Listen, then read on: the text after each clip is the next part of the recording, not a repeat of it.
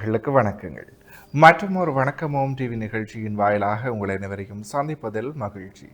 இன்றைக்கு புலர்ந்திருக்கக்கூடிய பொழுதானது அனைவரது வாழ்விலும் மங்களமும் சுபீட்சமும் நல்ல பல சுப காரியங்கள் நடைபெறக்கூடிய நல்லதொரு நாளாக அமைய எல்லாம் வல்ல இறைவனை பிரார்த்திப்பதோடு இன்றைய தினத்திலேயே பல்வேறு சுப காரியங்களில் ஈடுபட்டு கொண்டிருக்கக்கூடிய நேயர்கள் சொந்தங்கள் யாவருக்கும் ஓம் தொலைக்காட்சி சார்பாக வாழ்த்துக்களையும் கூறிவிட்டு இன்றைய இந்த நிகழ்ச்சியினுடைய முதற் பகுதியான இன்றைய நாள் தொடர்பான தகவல் பகுதியுடன் இணைந்திருக்கலாம்.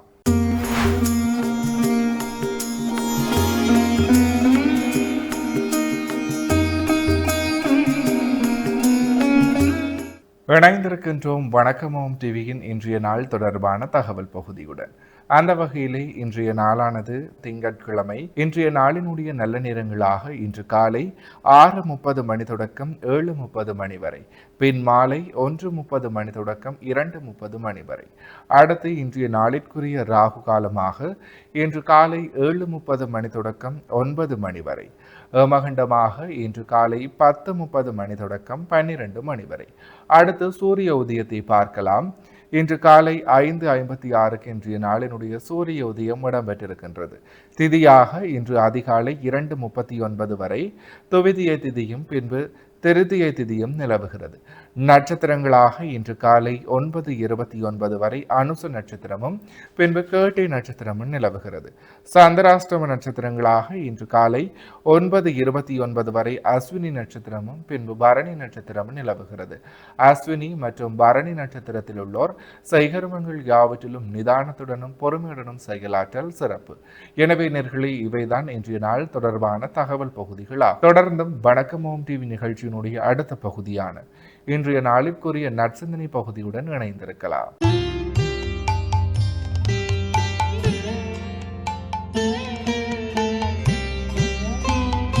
ஓம் தனம் தரும் கல்வி தரும் ஒரு நாளும் தளர்வறியா மனம் தரும் தெய்வ வடிவும் தரும் நெஞ்சில் வஞ்சமில்லா இனம் தரும் நல்லன எல்லாம் தரும் அன்பர் என்பவர்க்கே கனம் தரும் பூங்குழலாள் அபிராமி கடை கண்களே. ஓம் நமச்சிவாய. மேன்மைகள் சைவ நீதி விளங்குக உலகமெல்லாம். நோயற்ற வாழ்வே குறைவற்ற செல்வம். அந்த நோய் நொடிகள் இல்லாத வாழ்வு இந்த உலக மக்கள் எல்லோரும் வாழ வேண்டும் என்று கலியுகத்தின் காந்தமலை ஜோதியாகிய சபரிமலை சுவாமி ஐயப்பனுடைய திருவடிகளை சிறந்தாழ்த்தி டான் தமிழொலி ஓம் தொலைக்காட்சி நேயர்கள் அனைவருக்கும் சர்வதேச இந்து மத குருபீடம் அகில இலங்கை சபரிமலை ஸ்ரீ சாஸ்தாபீடத்தின் சார்பில் இனிய வணக்கங்களும் நல்லாசிகளும். என்றும் மங்களகரமான பராபவ வருஷம் ஆனி மாதம் 1ஆம் நாள். இன்று ஆனி மாத பிறப்பு. அதிகாலையிலே மாத சங்கிரகாந்தி என்று பல்வேறு ஆலயங்களிலும் சிறப்பான அபிஷேக பூஜை வழிபாடுகளோடு ஆலயம் திறக்கப்பட்டு பூஜைகள் நடைபெறும். 15/6/2026 திங்கட்கிழமை. இன்றைய தினம் ஆனி மாதம் மலர்ந்திருக்கின்றது. இவ்வாறு பல்வேறு ஆலயங்களில் இந்த ஆனி மாதத்திலே ஒவ்வொரு மாத பிறப்பிலும் மாத சங்கிரகாந்தி என்கின்றதாகிய சிறப்பான பூஜை வழிபாடுகள் நடைபெறும். அந்த வகையிலே சிவனாலயங்களிலே இந்த உற்சவங்கள் எல்லாம் நடைபெற்று கொண்டிருக்கின்றன. அவ்வாறு அந்த உற்சவத்திலே இந்த உற்சவம் என்ற சொல்லுக்கு சரியான பொருள் உன்னதமான யாகம். இந்த உற்சவ காலத்திலே யாகசாலைக்கு தான் முக்கியத்துவம். சுவாமி வலம் வந்து யாகசாலையிலே காலையும் மாலையும் சரியான முறையிலே யாக பூஜைகள் ஆகுதிகள் எல்லாம் நடைபெறுகிறதா என்று வந்து பார்ப்பது. தர்சனம் என்றால் பார்ப்பது. யாக தர்சனம், யாகத்தை வந்து பார்க்கிறது. அந்த இடத்திலே வந்ததும் அங்கே ஆகுதிகள் கொடுக்கப்படும். பூர்ணாகுதி கொடுக்கப்பட்டு சுவாமிக்கு ரட்சை சாத்தப்பட்டு புஷ்பாஞ்சலியில் கொடுக்கப்பட்டு வேத மந்திரங்கள் ஓதப்பட்டு ராகாஞ்சலி நாதசுரத்திலே ராகம் வாசிப்பார்கள். அதேபோல் தேவார் திருமுறைகள் அங்கே ஓதப்படும். இவ்வாறு சிறப்போடு கூடியது. இந்த அக்னிக்கு அவ்வளவு சிறப்பு. இந்த அக்னிக்கு 7 நாக்குகள், கிரண்யா, கனகா, ரக்தா, கிருஷ்ணா, சுப்ரவாதி, ரக்த, பகுரூபா என்று 7 நாக்குகள். இந்த 7 நாக்குகளும் 7 வகையான சுவைகளை கொண்டது. அங்கே ஆகுதிகள் செய்யப்படுகின்ற பொழுது அந்தந்த சுவை கொண்ட திரவியங்களை சமைத்து வகை, பழ வகை, பட்ட வகை, வேர் வகை, அதே போல் பால், தயிர், தேன், நெய் போன்ற திரவியங்கள் எல்லாம் எந்தெந்த சுவை கொண்ட திரவியங்களோ அந்தந்த சுவை கொண்ட நாக்குகள் மூலமாக அந்த ஆகுதி செய்யப்பட வேணும். சரியான முறையில் யாகம் நடைபெற்றால்தான் அந்த கிராமத்திலே, அந்த ஊரிலே, நாட்டிலே எல்லா சிறப்புகளும் கிடைக்குமா. இந்த திருமூலர் அழகாக சொல்லியிருப்பார், வேள்வி நட்புணல் வீண்புணல் ஆவது நாளும் அர்ச்சனை நல்லுறுப்பாதலால் ஆளும் மன்னனை வாழ்த்தியது அர்ச்சனை மீளும் மற்றிவை முறைமையினாலே. அழகாக தமிழிலே சொல்லியிருப்பார் திருமூலர் திருமந்திரத்திலே, வேள்வி நட்புணல் வீண்புணல் ஆவது, யாகங்கள் ஹோமங்கள் சரிவர ஒழுங்காக நடைபெற்றால் அந்த கிராமத்திலே, அந்த ஊரிலே நல்ல மழை பொழியுமா. வேள்வி நட்புணல் வீண்புணல் ஆவது நாளும் அர்ச்சனை நல்லுறுப்பாதலால். அங்கே நாள்தோறும் அர்ச்சனைகள், வழிபாடுகள், பிரார்த்தனைகள், தேவாறு, திருமுறைகள், வேத மந்திரங்கள், சோத்திர பாராயணங்கள், நாதாஞ்சலிகள் இவை எல்லாம் அங்கே இறைவனுக்கு அர்ச்சனையாக கொடுக்கப்படுகின்ற பொழுது அது நல்லுறுப்பாகுமாம். ஆளும் மன்னனை வாழ்த்தியது அர்ச்சனை. இங்கே சரியான முறையில் யாகங்கள் நடைபெற்று, ஹோமங்கள் நடைபெற்று, அர்ச்சனை, பூஜை, வழிபாடுகள் நடைபெற்றால் நாட்டு மன்னனுக்கு அவையெல்லாம் வாழ்த்தாக அமையுமாம். அவ்வாறு சரியான முறையில் அமைந்தால் அவன் செங்கோலாட்சி புரிவான். கொடுங்கோலாட்சி இல்லாமல் செங்கோலாட்சி புரியக்கூடியது. மீளும் மற்றிமை முறைமையினாலே. அங்கே தவறான முறையிலே அதை புரியாதவர்கள் தவறாக செய்தால் எல்லாமே குழம்பிவிடும். மேலும் மற்றிவை முறைமையினாலே, முறைகேடாக நடந்தால் அதற்கு எதிர்மறையாக மாறாக அனைத்து நடந்துவிடும். அதனால் இந்த யாகம் மிக முக்கியம் என்கின்ற ஒரு சிறப்பு இந்த உற்சவத்திலே. இதன் தொடர்ச்சியினை தொடர்ந்தும் நாளைய தினம் சிந்திப்போம் என்று கூறி, டான் தமிழொலி ஓம் தொலைக்காட்சி நேயர்கள் அனைவருக்கும் சர்வதேச இந்து மத குருபீடம் அகில இலங்கை சபரிமலை ஸ்ரீ சாஸ்தாபீடத்தின் சார்பில் நல்ல ஆசிகளை கூறிக்கொள்வதில் மனமகிழ்வு கொள்கிறோம். சர்வே ஜனாக சுகினோம் பவந்து சமஸ்த சன்மங்களானி சந்து. சுபம். இன்றைய நாளிற்குரிய நற்சிந்தனை பகுதியை சிறப்பான முறையில் வழங்கிய ஆன்மீக அருள்ஜோதி ஸ்ரீ ஐயப்பதாச சாம்பசிவ சிவாச்சாரியார் ஐயா அவர்களுக்கு மனம் கனிந்த நன்றிகள். தொடர்ந்தும் நிகழ்ச்சியிலே இன்றைய நாளிற்குரிய ராசிபலன் பகுதியுடன் இணைந்திருக்கலாம்.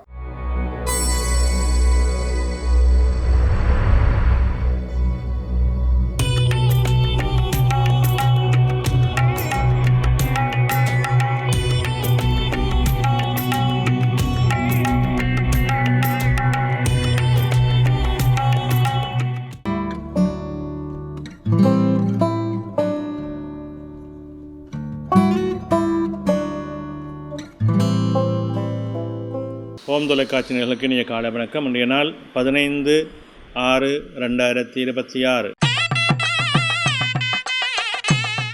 மேடராசி, அஸ்வினி, பரணி, கார்த்திகை ஒன்று கொண்டவங்களுக்கு இன்றைய நாளிலே சற்று மந்த நிலைகள் இருக்கும். காரியங்களில் இழுபறிகள் இருக்கும். எடுக்கின்ற முயற்சிகளிலே பொறுமையோடும் நிதானத்தோடும் செயல்பட வேண்டும்.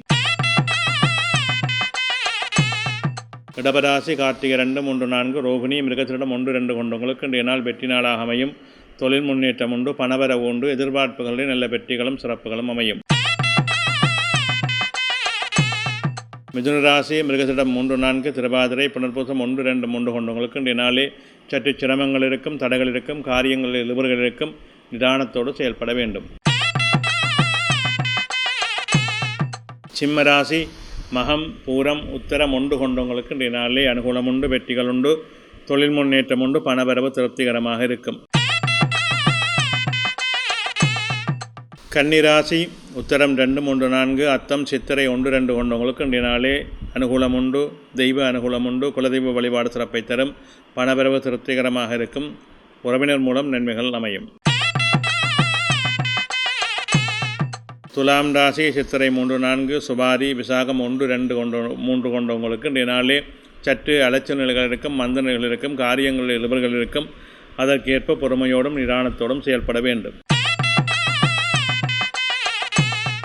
விருச்சிக ராசி விசாகம் 4, அனுசம் கேட்டை கொண்டவங்களுக்கு இன்றைய நாள் மேன்மையும் நன்மையும் தரும், தொழில் முன்னேற்றம் சிறப்பாக இருக்கும், பணபரப்பு திருப்திகரமாக இருக்கும், எடுக்கின்ற முயற்சிகளிலே வெற்றிகள் இருக்கும். விருச்சிக ராசி விசாகம் 4, அனுசம் கேட்டை கொண்டவங்களுக்கு இன்றைய நாளே சற்று அலைச்சல் நிலைகள் இருக்கும், காரியங்களிலே மந்த நிலைகள் இருக்கும், எடுக்கின்ற முயற்சிகளிலே பொறுமையோடும் நிதானத்தோடும் செயல்பட வேண்டும். தனுசு ராசி மூலம் பூராடம் உத்திராடம் 1 கொண்டவங்களுக்கு இன்றைய நாளிலே நல்ல அனுகூலங்கள் உண்டு, நன்மைகள் உண்டு, எதிர்பார்ப்புகளிலே வெற்றிகள் உண்டு, பணவரவு திருப்திகரமாக இருக்கும். மகர ராசி உத்திராடம் 2, 3, 4, திருவோணம் அவிட்டம் 1, 2 கொண்டவங்களுக்கு இன்றைய நாளிலே சிறப்புகளும் நன்மைகளும் உண்டு, தொழில் முன்னேற்றம் உண்டு, பணவரவு திருப்திகரமாக இருக்கும். கும்பராசி அவிட்டம் 3, 4, சதயம் பூரட்டாதி 1, 2, 3 கொண்டவங்களுக்கு இன்றைய நாளே சிரமங்கள் இருக்கும், தடைகள் இருக்கும், காரியங்களில் இழுபர்கள் இருக்கும், உறவினர்கள் மூலம் சிக்கல்கள் இருக்கும், நிதானம் தேவை. மீனராசி பூரட்டாதி 4, உத்திரட்டாதி ரேவதி கொண்டவங்களுக்கு இன்றைய நாள் மேன்மையும் நன்மையும் தரும், தொழில் முன்னேற்றம் உண்டு, பணபரவு திருப்திகரமானதாக இருக்கும். நன்றி.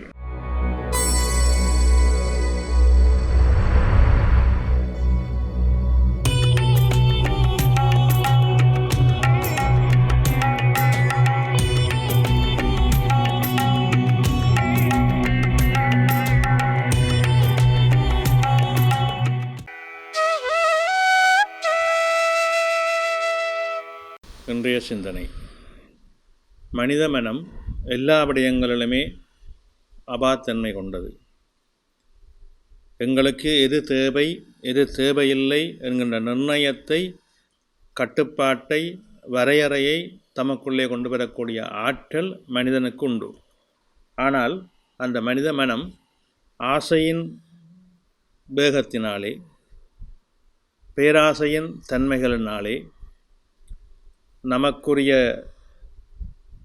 தகுதிக்குரிய, நமக்குரிய செயலுக்குரிய, நமக்குரிய வாழ்வுக்குரிய பக்குவத்தை நாங்கள் கொஞ்சம் தவறவிட்டு அதீதமான ஆசைகளை, அதீதமான எண்ணங்களை, அதீதமான செயல்பாடுகளை கொண்டு வருவதன் மூலமாக வாழ்க்கையிலே பல பிரச்சனைகளுக்கு நாங்களே முகம் கொடுக்க வேண்டிய ஒரு சூழலை உருவாக்கி விடுகின்றோம்.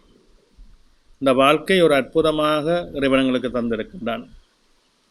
அதை சரியான முறையிலே நாங்கள் நெறிப்படுத்தி செல்லக்கூடிய தன்மைகளையும் எங்களுக்கு தந்திருக்கின்றான். ஒரு மனிதன் வாழ்க்கையிலே எப்படி வாழ வேண்டும் என்ற வரையறையை இறைவன் தந்திருக்கின்றான். எங்களையெல்லாம் பக்குவப்படுத்தக்கூடிய, நாங்கள் எல்லாம் நல்ல நியாயபூர்வமாக வாழக்கூடிய பல விடயங்களை எங்களுடைய சமயங்களும் புராண இதிகாசங்களும் எங்களுக்கு போதித்திருக்கின்றன. இந்த தன்மைகளுக்குள்ளே அதை அறிந்து தெரிந்து செயல்பட்டு வாழக்கூடிய தன்மைகளை நாங்கள் பலரும் இழந்து நிற்கின்றோம். என்றால் வாழ்க்கை என்ற அருமையான அற்புதமான அந்த தத்துவத்தை எங்களுக்குள்ளே ஆழமாக உள்வாங்கிக் கொண்டு வாழக்கூடிய அந்த பழக்கங்களை நாங்கள் கொண்டு வருவதிலே பின்னடைந்து நிற்கின்றோம். காரணம், இன்றைய உலகத்தினுடைய வாழ்வியல் முறைமைகள் எங்களையெல்லாம் மாற்றி கொண்டிருக்கின்றது. நாங்களாக மாறிக்கொண்டிருக்கின்றோம். ஒரு மனிதனுக்கு தேவை நியாயபூர்வமான உழைப்பு, நியாயபூர்வமான அவனுடைய வருமானம், மன அமைதியான அவனுடைய வாழ்க்கை, போதும் என்ற இனிமையான மனம். இவற்றையெல்லாம் நாங்கள் சரியாக செயல்படுத்தினால் வாழ்க்கையிலே பிரச்சனைகளை நாங்கள் பார்க்க வேண்டிய அவசியம் இல்லை.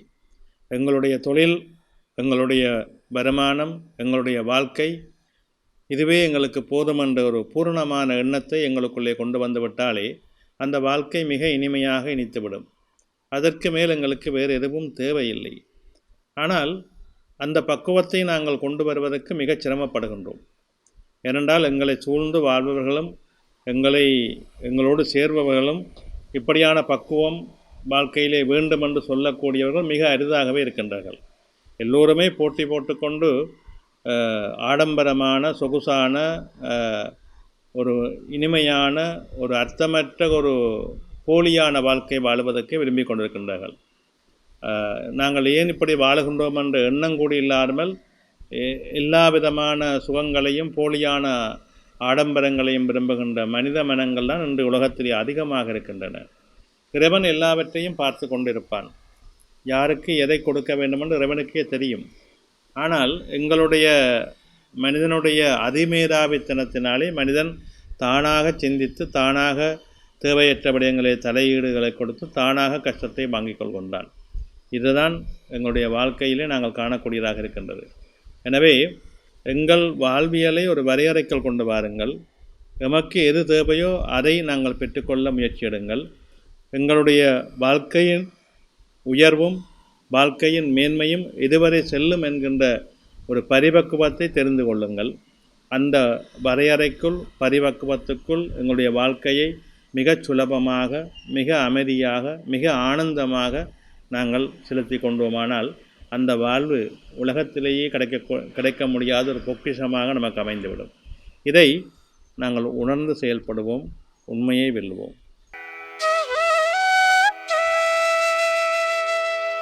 இன்றைய நாளிற்குரிய ராசி பலன் பகுதியை சிறப்பான முறையில் 12 ராசிகளுக்குமான பொது பலன்களை வழங்கிய ஸ்ரீ ராமதேவலோகேஸ்வர குருக்கள் ஐயா அவர்களுக்கு மனம் நிறைந்த நன்றிகள்.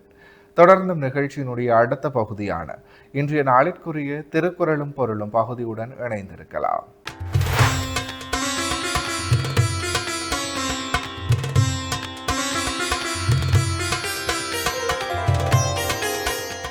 இணைந்திருக்கின்றோம் வணக்கமும் டிவியின் திருக்குறளும் பொருளும் பகுதியுடன்.